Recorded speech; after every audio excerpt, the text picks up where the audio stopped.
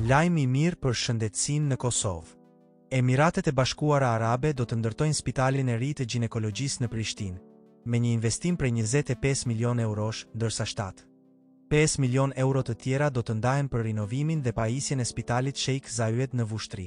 Ky zhvillim i rëndësishëm u konfirmua në Abu Dhabi, gjatë një takimi ndërmjet ambasadorit të Kosovës në Emiratet e Bashkuara Arabe, Gjabir Hamiti, dhe shkëlqësisë së saj, Dere Noura Al-Gauthi, zëvendës sekretare e Departamentit të Shëndetësisë të Abu Dhabit.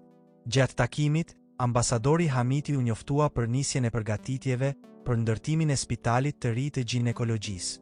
Projekt që do të realizohet tërësisht përmes donacionit të Shtetit të Emirateve të Bashkuara Arabe dhe që pritet të përmirësojë ndjeshëm shërbimet shëndetësore për nënat dhe fëmijët në Kosovë.